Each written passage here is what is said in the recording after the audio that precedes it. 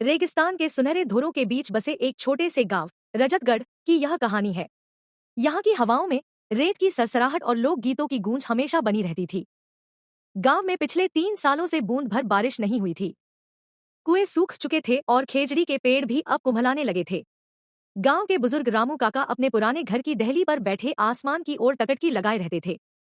उनका इकलौता बेटा माधव शहर जाकर मजदूरी करता था ताकि घर का खर्च चल सके। एक शाम रामू काका का सबसे प्रिय ऊंट बादल प्यास और कमजोरी से निढाल होकर गिर पड़ा। बादल सिर्फ एक जानवर नहीं बल्कि काका के सुख दुख का साथी था। जब काका की पत्नी का देहांत हुआ था तब बादल ने ही अपनी मूक उपस्थिति से उन्हें सहारा दिया था। काका ने अपनी मटकी का आखिरी कटोरा पानी बादल के मुंह से लगाया, लेकिन बादल ने अपनी गर्दन मोड़ ली, जैसे कह रहा हो, काका ये पानी आप पी लो, आपकी जरूरत मुझसे ज्यादा है। उसी रात शहर से माधव का पत्र आया। उसने लिखा था कि उसने कुछ पैसे बचाए हैं और वह गांव में एक टांका जल संचयन टैंक बनवाने के लिए सामान भेज रहा है। माधव ने लिखा, बापू हार मत मानना, मैं जल्द ही घर आ रहा हूँ। रामू काका की आंखों में आंसू आ गए। उन्होंने बादल के कान में धीरे से कहा, देखना बादल, हमारी अगली पीढ़ी इस प्यास को नहीं झेलेगी। रेगिस्तान की तपती धूप और अभावों के बीच भी यहाँ के लोगों का धैर्य और अपनों के प्रति प्रेम ही असली जीवन है। यह कहानी हमें सिखाती है कि कठिन परिस्थितियों में भी उम्मीद का दामन नहीं छोड़ना चाहिए। अगले कुछ दिनों तक रजतगढ़ की हवाओं में एक अजीब सी हलचल थी। माधव के भेजे हुए पत्थर और सीमेंट के कट्टे ऊंटगाड़ियों पर लदकर गांव पहुंचने लगे थे। रामू काका की बूढ़ी आंखों में एक नई चमक थी, जैसे वे रेत के इन धोरों में पानी की कलकल सुनने लगे हों। जब माधव गांव लौटा तो उसका चेहरा धूप में झुलस गया था, पर उसके इरादे फौलादी थे।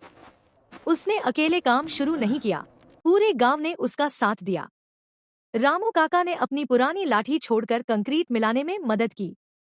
बादल ऊंट, जो अब थोड़ा संभल चुका था, दूर के कुएं से पानी ढोने के काम में जुट गया। गांव की औरतों ने लोक गीत गाकर मिट्टी खोदने वाले जवानों का उत्साह बढ़ाया। टांका बनकर तैयार था, लेकिन इंतजार था तो बस बादलों का। एक शाम जब सूरज ढल रहा था और आसमान सिंदूरी हो गया था, अचानक ठंडी हवा चलने लगी। रेगिस्तान की वह लू आज खुशबूदार हवा में बदल गई थी।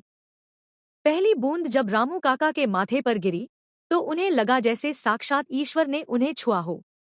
देखते ही देखते मूसलाधार बारिश होने लगी।